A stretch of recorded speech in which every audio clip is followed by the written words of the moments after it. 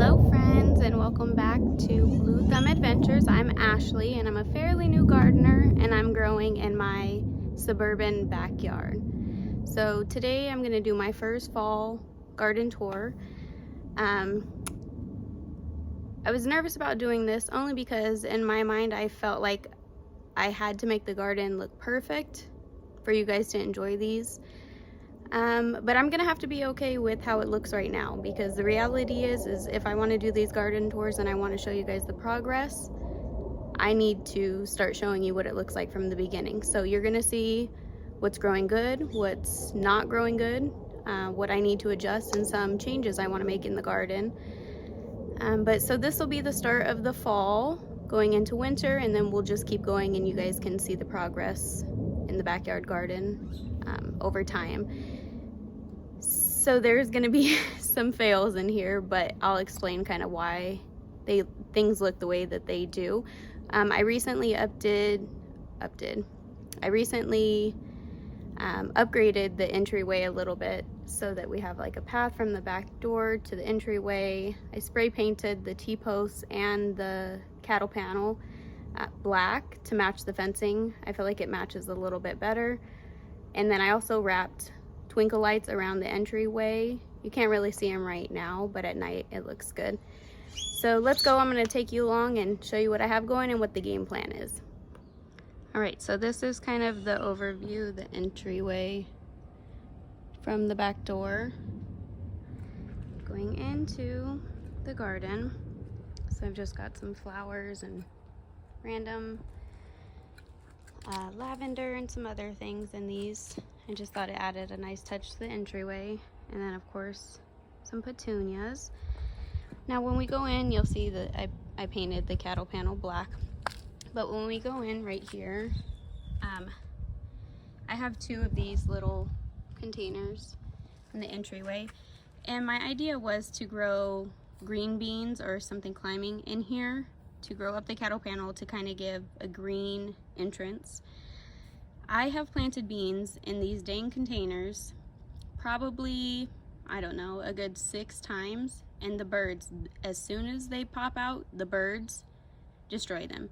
You'll notice that's a big theme in the garden. I'm having a huge problem with the crows that are hanging out in my neighbor's tree, and that tree is actually blocking part of my yard. So they do a lot of damage in the garden, but I'll show you that as we go. So this time I decided to put this netting up. I just took it down just so I can show you guys that there are beans growing. And these are Chinese long beans. I'm hoping they'll grow up the trellis. I have a nasturtium back there. I think I planted a few in there, but only one sprouted up. But I'm gonna have to cover this again after the tour. Over here, I have a rosemary, and I want this and the other side to kind of match, so I have another rosemary inside that I'll be planting over there. Now on this side, I planted purple pole long beans or something like that. Purple pole beans, purple potted pole beans, I think they're called. Anyways, these are, I planted multiple times just like the other side, and the birds pulled every single one of them up. I didn't have that netting when I planted these, so they got them, except the two on the end here, I guess were kind of camouflaged by the rosemary. So I'm gonna have to replant some in here and hope I can get them to grow up since it's still pretty hot outside. So it is technically fall here, but we're still hitting the hundreds, unfortunately. So when you enter the garden, you see another cattle panel here. This down here, I'm gonna make a flower bed. So right now, that's one of the things that's gonna be work in progress. The birds are digging in it, so I need to add more soil. In the center, that pot that you see, so that is a worm bin I have in there, and I just throw kitchen scraps in it. And I put a terracotta like pot tray, the little plate that goes under your pots. I put that on top to cover it to keep the birds and stuff out, and it's kind of doubled as like a water station for the birds and pollinators. I fill it up with water, and I plan on putting little pebbles in it so they have somewhere to land, but I put water in it so the birds hang out in this thing all the time. They have squished multiple flowers that have been in there. They've plucked the heads off of multiple blooming flowers.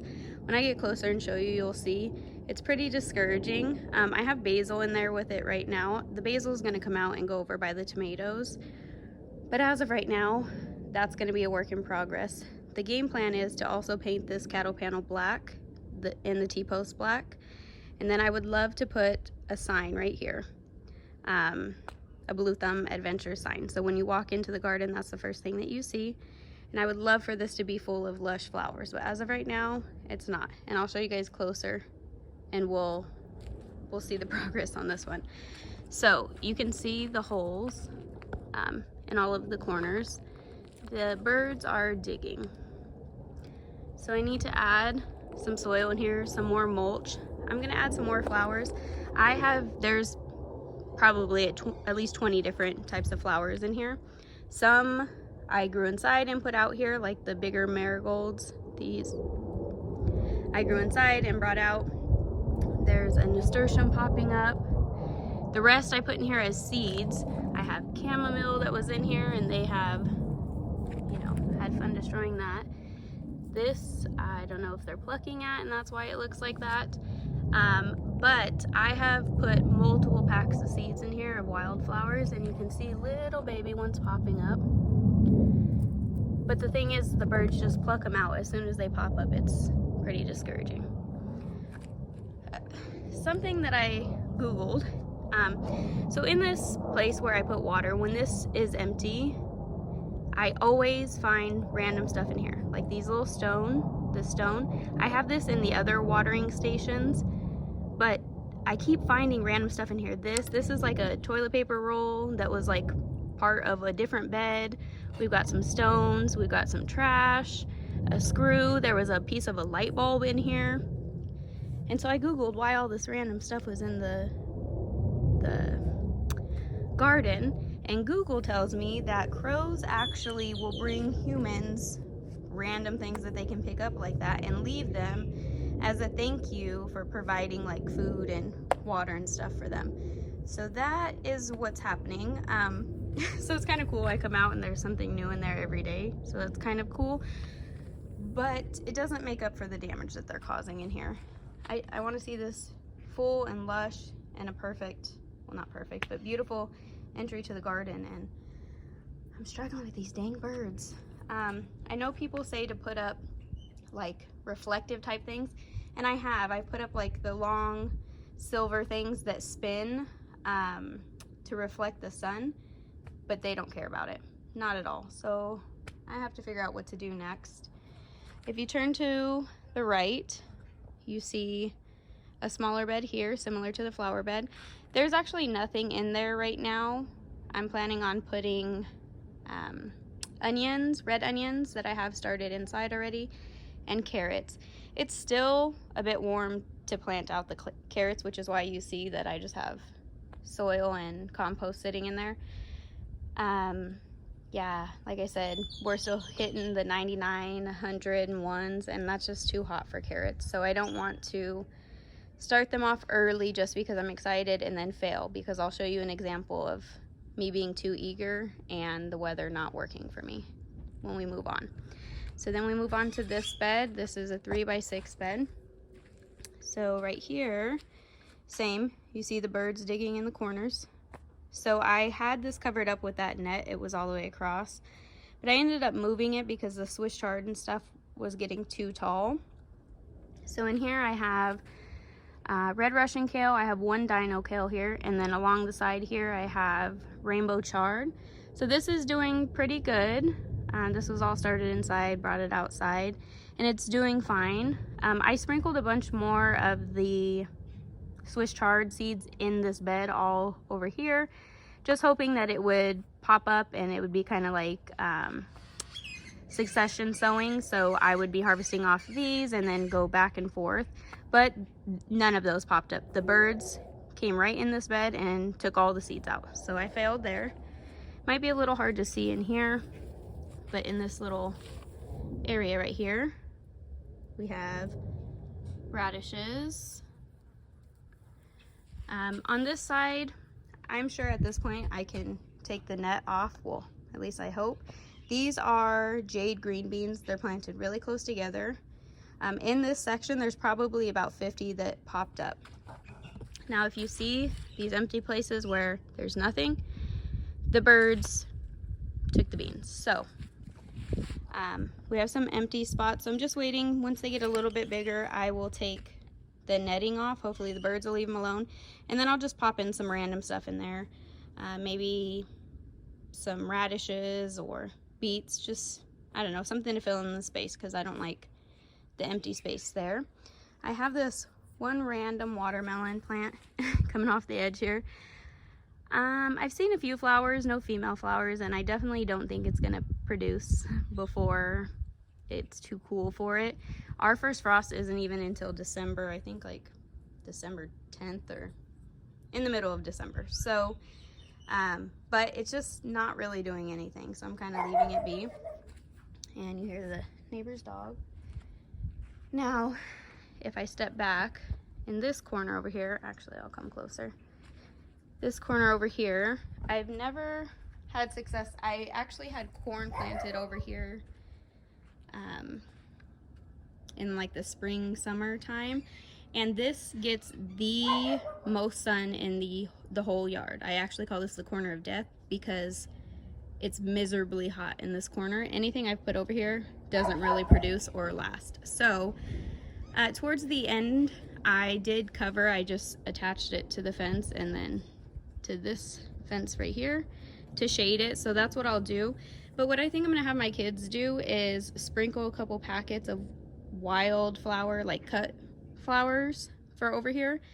And hopefully by spring we just have some beautiful, like a whole corner of flowers.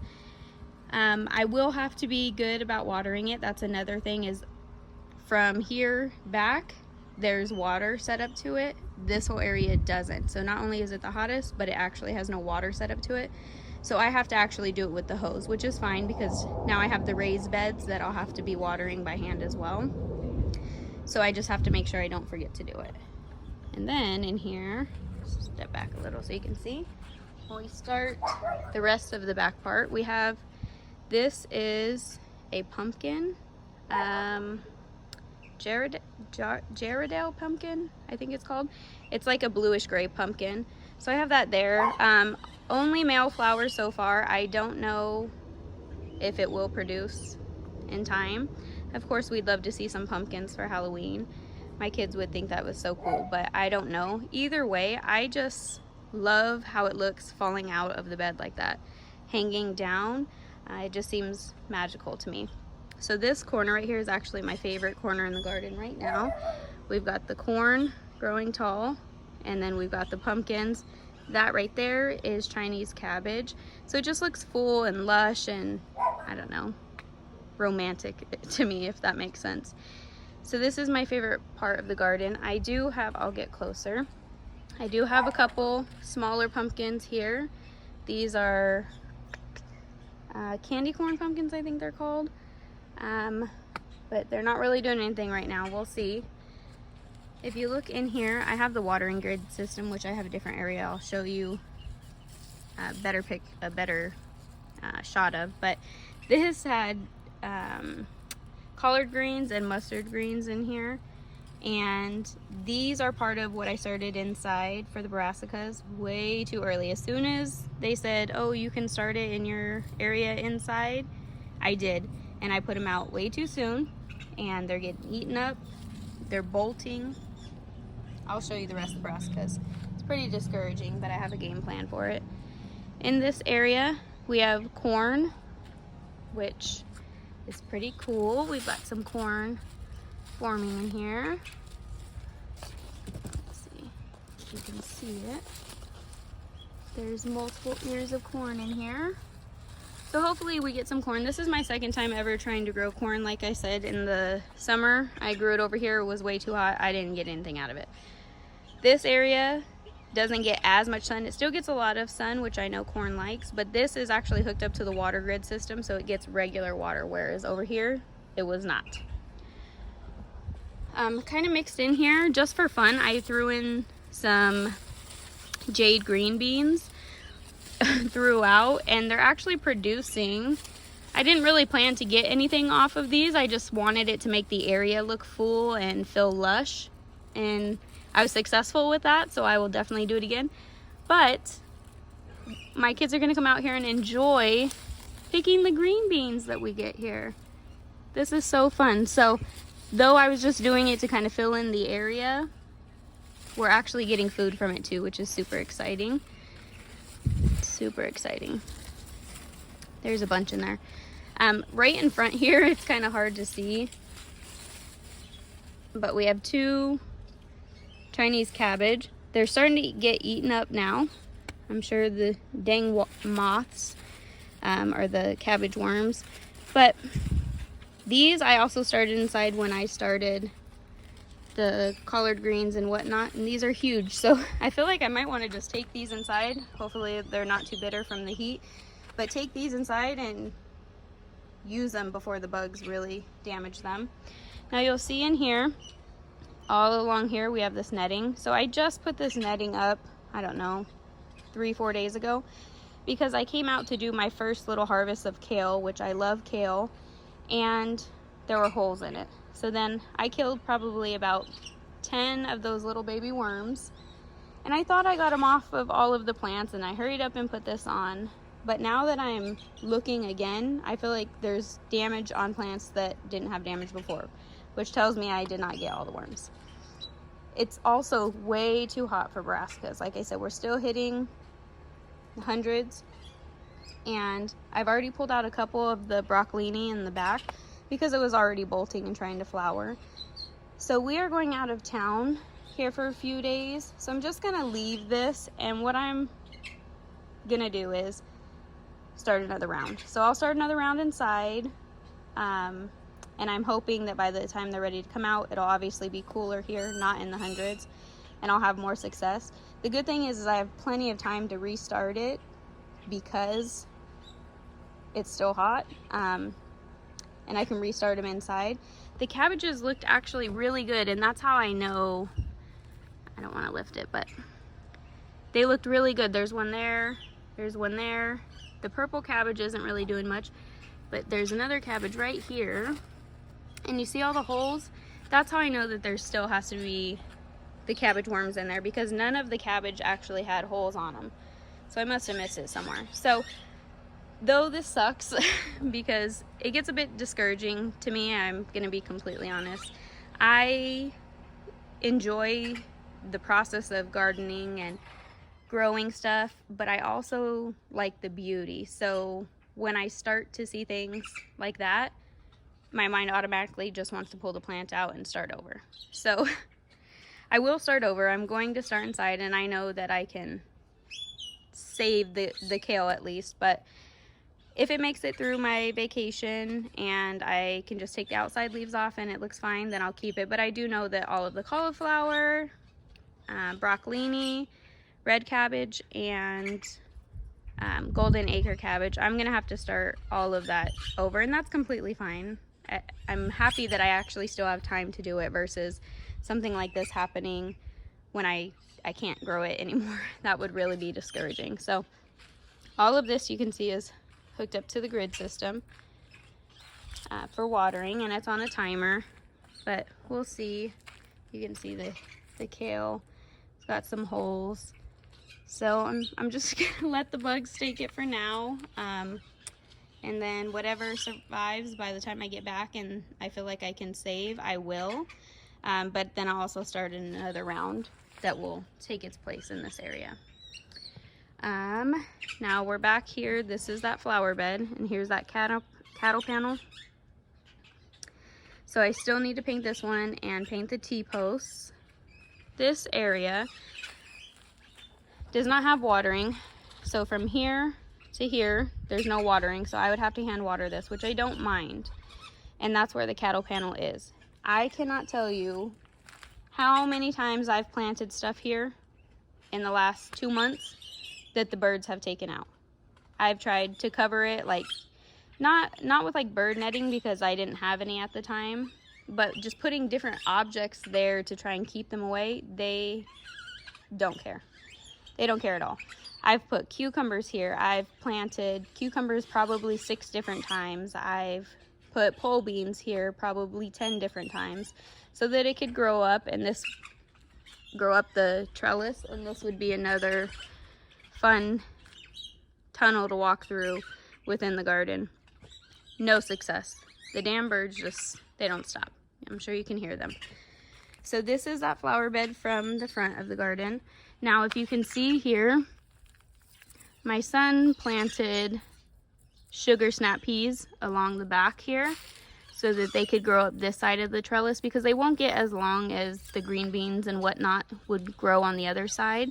It would be pretty to have it right here just in the front, right under where the sign would be.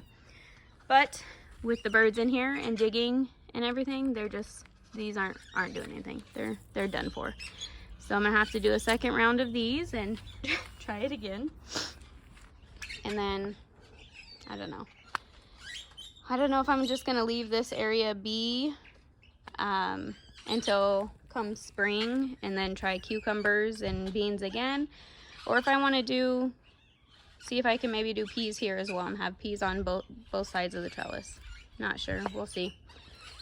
Moving right along under the trellis, along the same back wall here, these are our sweet peppers. So I have a bunch of different kinds. So these bigger ones are ones that I actually started inside in December, brought them outside when they were little babies in the spring, and they survived through the summertime. Of course, they stop producing when it gets too hot, but they lived. They're doing fine. And now they're getting their second round of peppers, which I'm hoping is going to be really good because they're so much stronger. Their roots are deeper. They're more established. So they are putting on more peppers, as you can see.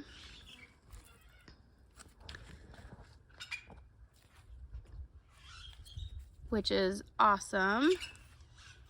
But here's another problem. These damn birds.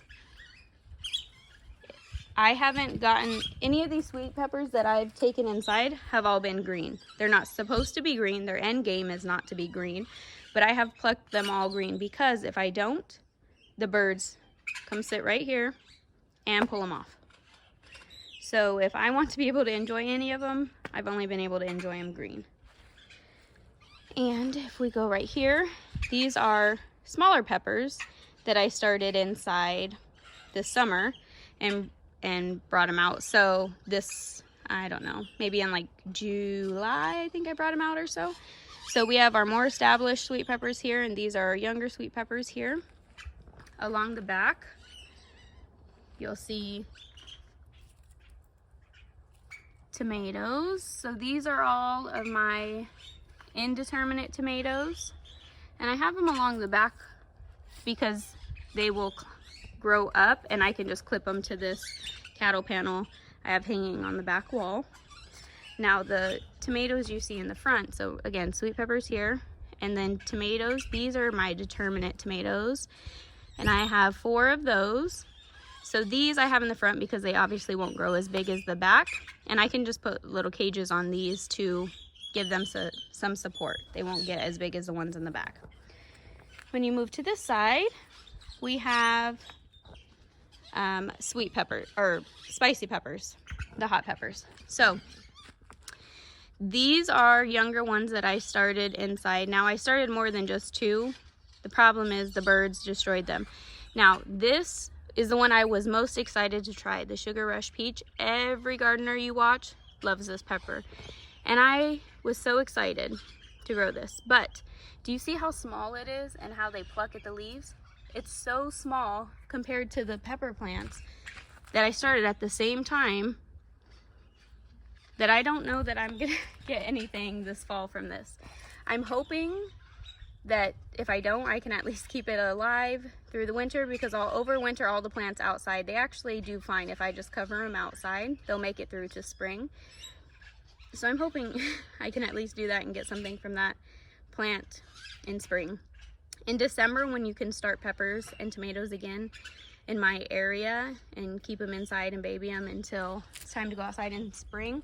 I will do probably a couple more of those just to guarantee that I get something, because I was super excited for that and pretty discouraged that it just kept getting eaten down, and now it's not really doing anything. So these are more of the spicier peppers, so it doesn't mean they're super hot, but not just like a snacking pepper for the kids. So we have serranos and jalapenos. Again, these bigger plants are ones that I've been keeping alive since December. So hopefully the second round will be good. I've already taken some serrano inside and some of the jalapenos inside. I take them while they're still semi-small because, again, the birds will pluck them away. And birds actually can't taste spiciness, so they don't mind chewing hot peppers. It doesn't faze them, which is a little discouraging, but you can see we've got some peppers growing here.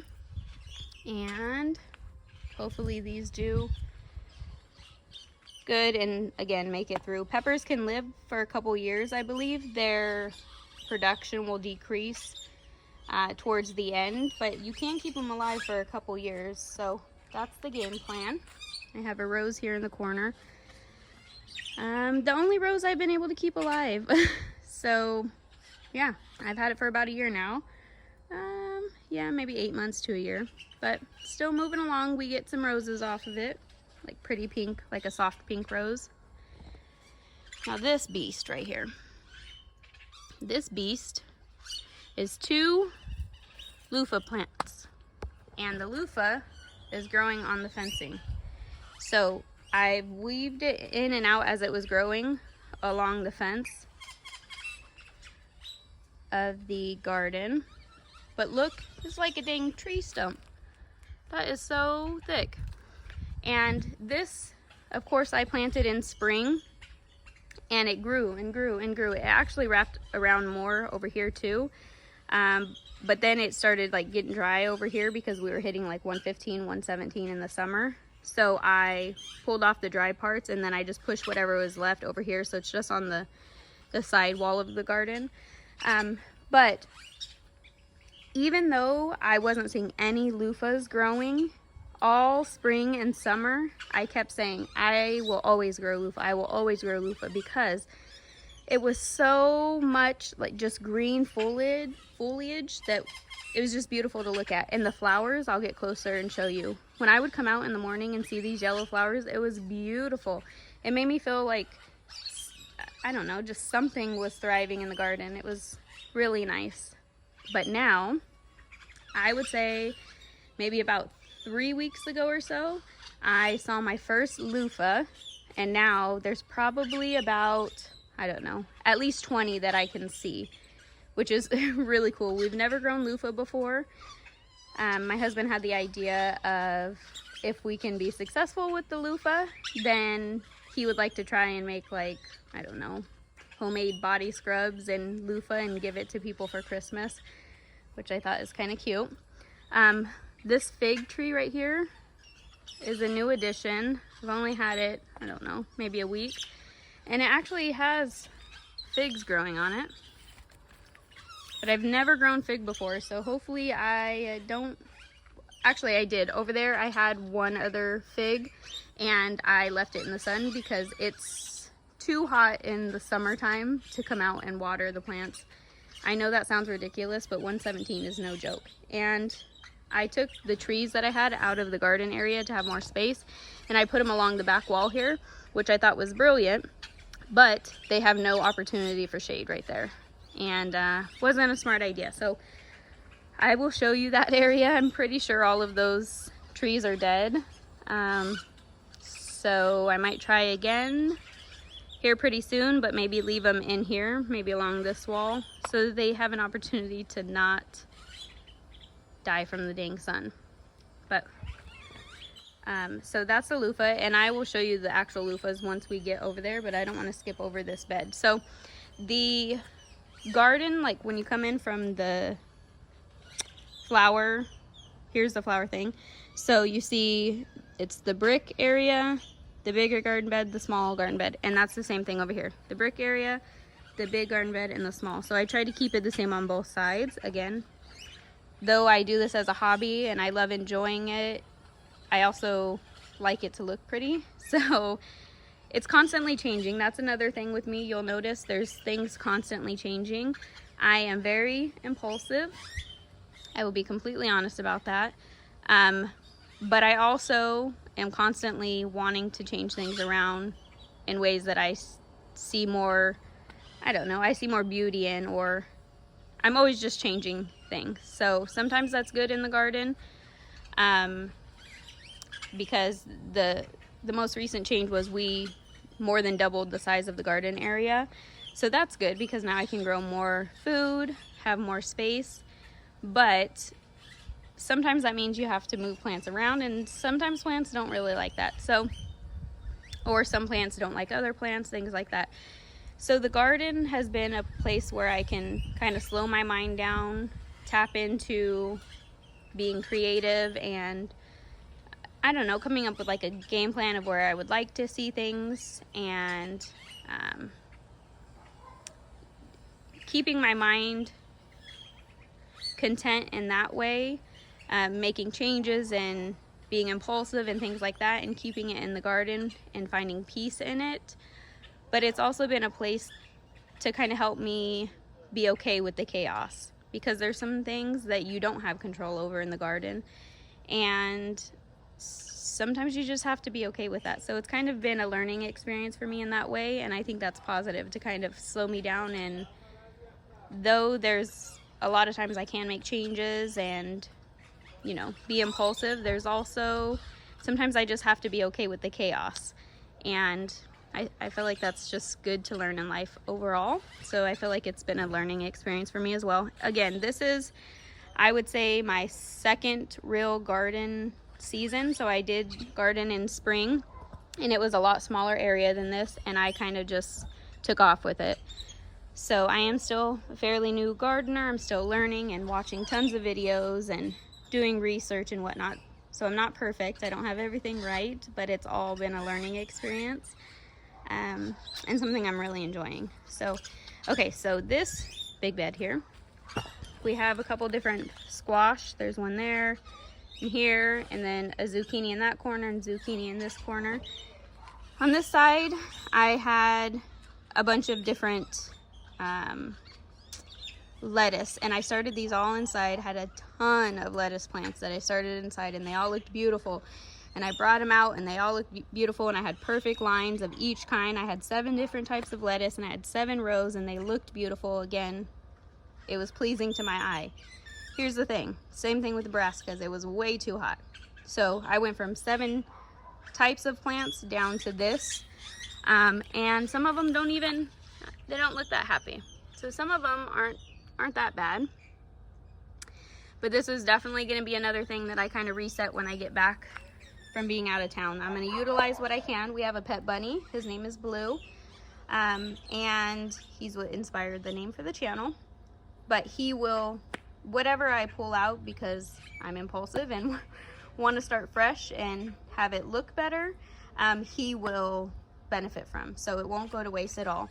Now, you'll notice there's 2 of these in this bed. These are my DIY Oyas. I'm sure you've seen Oyas on other gardening channels. Basically, the terracotta is porous, so when you put it in the ground like this and you fill it inside with water, the soil will actually pull the water out as needed, which is a huge help for me, especially in the summertime, because again, these beds don't have water set up to them. I come out and water these with a hose. So this was something I wanted to try to help me on days that I either didn't water long enough, or maybe it was just a little extra hot. Like with the worm bin over there, it doubles as a watering station for the birds and the pollinators. And I know you're thinking, why the heck are you doing that if you're complaining about the birds being in the garden? I don't know. I just feel like it's miserably hot outside, and yes, they're destroying my garden, and it's extremely discouraging. especially if they get to like the first of something you have. Like they took out my very first melon that we have ever grown, and my kids come out and check for the dang melons every single morning. So when we came out and our first melon had just turned to a color where it was ripening and there was a huge hole in it from the birds, we were so discouraged. So the answer to that question is I don't know. I don't know why I offer these watering stations. I feel like it brings a little beauty into the garden. Now obviously this doesn't have much water in it, but I put these little stones in it so bees and whatnot can land on it and have a safe space to land. And then I just fill up the inside with the water. This helps keep it from evaporating. And you can see the birds take the stones and they pluck them out and put them wherever they want them. So this is this side of the bed. So this bed is going to be like my salads type bed is what my mind is thinking, aside from the zucchinis and squash. So lettuces here in the center. I have beets. That's some maybe Detroit red beet, or is a Detroit a radish? I don't know. That's a red beet. This is a golden beet. I had more. They were plucked out originally. Now, those I started inside. These I did direct sow, and it was more or less, I had stuff over here, the birds destroyed it, and I was so discouraged. I was like, screw it, I'm not starting over inside. I'm just gonna throw something out there. If it pops up, it pops up. So along here, I have onions. These are Spanish yellow sweet onions, I believe. So they're a little close together, so I will thin them out once they get a little bit bigger. But I have this netting on here to keep the birds out, hopefully. I did 3 rows of spinach. You can see where the birds plucked some of them out. You can see this row doesn't have as many. So this was spinach, so I can, you know, salad, spinach, beets, and then around here I planted radishes around here, around the whole thing here. It actually was all the way around, and the birds got these. This one doesn't have any water in it right now, but yeah, I'm hoping that when I take this net off, once I'm able to take the net off, this will look really good. You'll also notice this all has straw and it's mulched. This bed does not. The reason for that is I didn't want to put the mulch down yet until the plants that I planted it from seed came up a little bit. Now I'll put the mulch down and help keep this area protected. Same thing with this. I didn't put the mulch down yet because I'm not convinced that this area is staying like this. I have a good feeling that I'm going to start some more seeds, give this to Bleu, and refresh this area. So if I end up putting fresh seeds in here or new seeds in here, I want to let them sprout a little bit before I throw some mulch on them, but they will get mulched. Okay, so now we're back to the fig loofah area.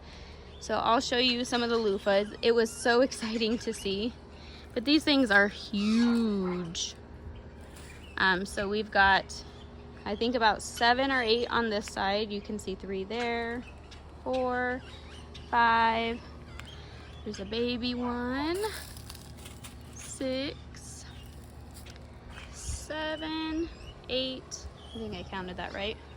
So I think there's 8 in here. And then let me show you this. So this is the tree. This is my neighbor's tree where those dang birds hang out. But look at, it's completely shades this part of the yard.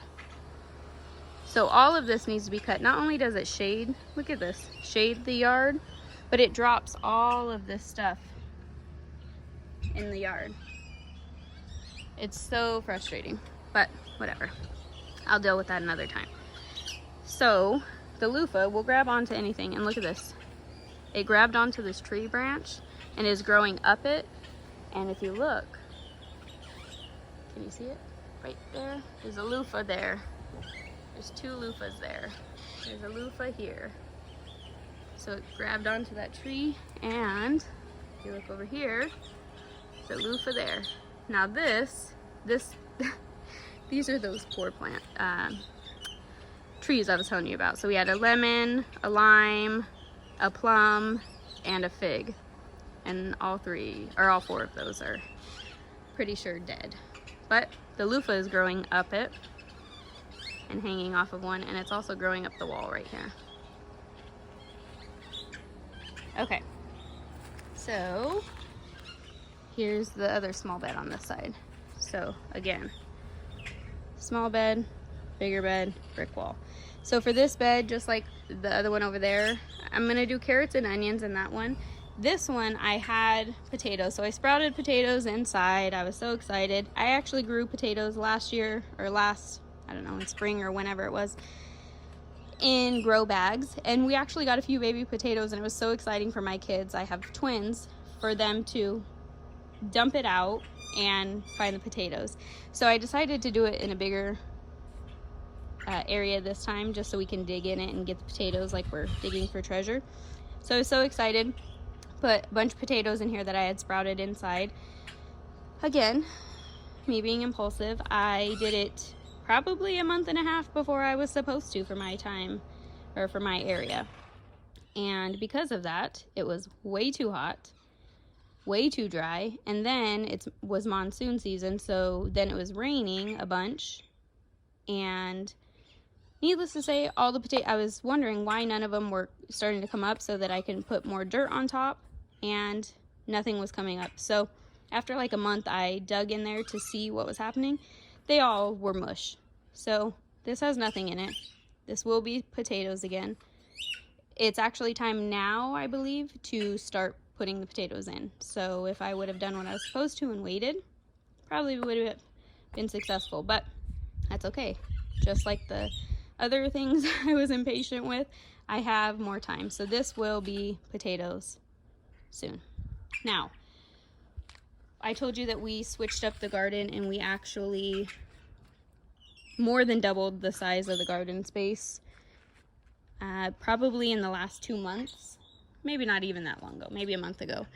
Well, when that happened, I put these 2 big metal beds in. I only had the 3 smaller beds, and those were in different areas. So once stuff that was in them was completely done because the summer was too hot, I started moving the garden around to have a better layout, something that I enjoyed being in, something that felt a little better when I looked at it. With that came some stuff that I couldn't really pull out. So that bed was actually right here going this way, and this bed was right there going that way before I had the big beds. So right here I had the melons. So you'll see the melons on this little A-frame thing, and I'll show you them up close in a second. But I have never grown melons before, and we wanted to try, and so I didn't want to rip them out. We have a long enough growing season. It's still so hot that I didn't want to rip them out just because it didn't fit what I needed it to look like in the garden for the way I imagined it in my head. So this was one of the things that I did leave, and I know this doesn't look pretty. It's like just a pile of dirt here in this A-frame in the middle of the pathway. Now, the way that I designed the garden is, if you notice, any part of the garden you go to, you can walk around and walk out. You're not just stuck walking in and out the exact same way. So once this A-frame is gone, once the melons are gone, this A-frame will be gone, and everywhere will have a path. So the way that the melons were here before, the bed was sideways here, right here, and there is a trellis going up. I was actually trying to grow them up on the trellis. We ended up moving that trellis to over here. So these posts, this post here, and there's one laying down right there, those need to come out. I just haven't got to that yet. So those need to come out of the ground. Those were holding up part of the trellis. This A-frame, I did get a comment on one of my shorts asking if I can do a video on how I made it. I can, but I'm going to be completely honest with you. I didn't plan to make this. So what it was is, we built a bunny cage inside, and so this was one side, this was one side, so it was this end, and this was this end, and then there were 2 long sides, which are right there. And when I took this, so it was used as a bunny cage inside. Our bunny Bleu free roams. I didn't need that big of a cage inside taking up that much space because he only goes in his cage at nighttime. So he has just like a smaller dog cage, like the black metal ones now, because he's only in it at night. So because we bought the wood and the metal mesh stuff and took time to put it together, I didn't want to throw it away. So I actually, these 2 pieces and those 2 pieces were just sitting in that spot that you see the other ones in. And they were just going to go on the side of the house, and I figured I can use them at some point for something, whether it's in the garden or something. So when I took this cattle panel down, when I rearranged the garden, I didn't want the melons to sit on the floor. The reason for that is because it's dirt, just dirt, and I was leaving these on, and I had the timer on set for too long, so it actually was overflowing and coming down. The water was like, basically this was mud every single morning. Now I've turned the timer down on these so they don't run as long, which has been very helpful. Now it's not muddy when I come out here, but I didn't want to leave the melons on the floor because I didn't know, I didn't want the bugs to get them. I wanted them up off the floor where there was airflow. I had never grown melons before, so I wanted as much success as I could. I wanted to do what I could to try and be successful with it. So what I did is I just took those 2 end pieces from what used to be the bunny cage and took a couple random pieces of wood from the garage.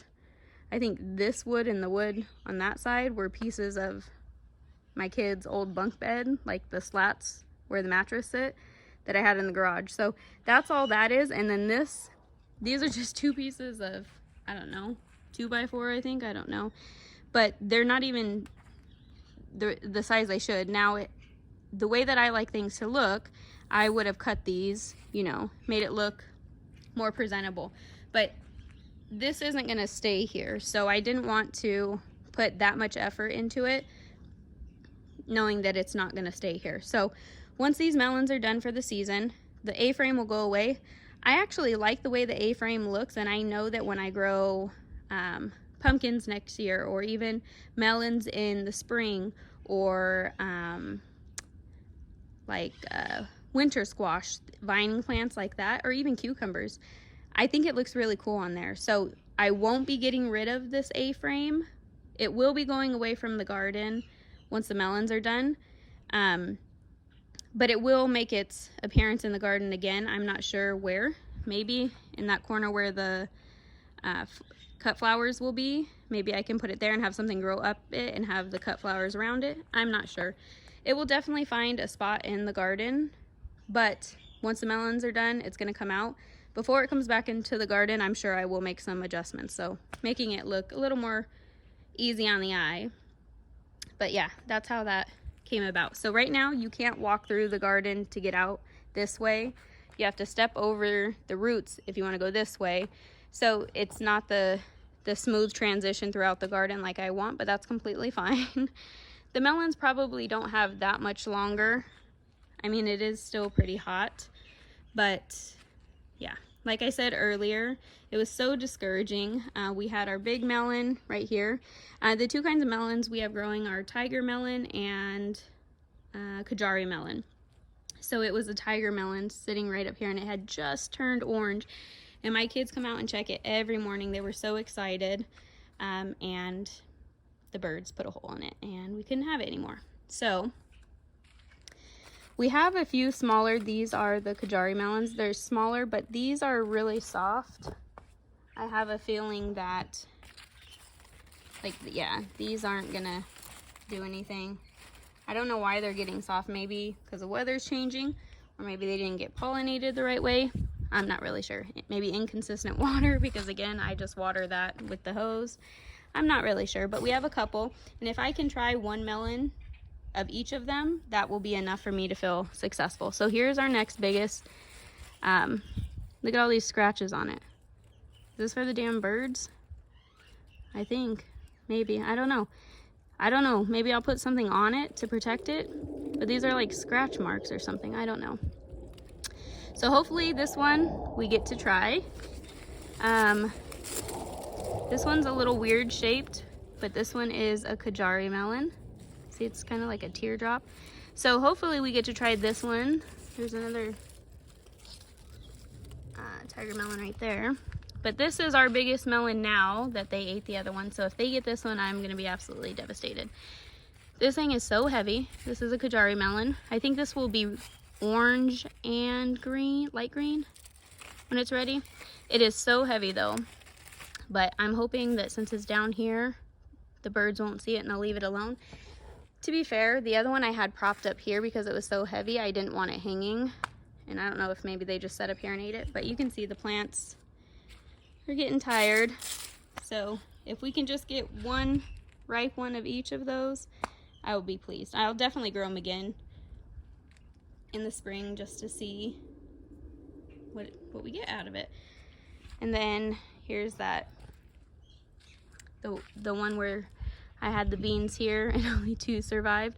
So I had stuff like this because I didn't have the bird netting. I had like this little cage bin I just put on top, and they don't care. They find a way in and ate my dang beans. So yeah, we didn't get much from there.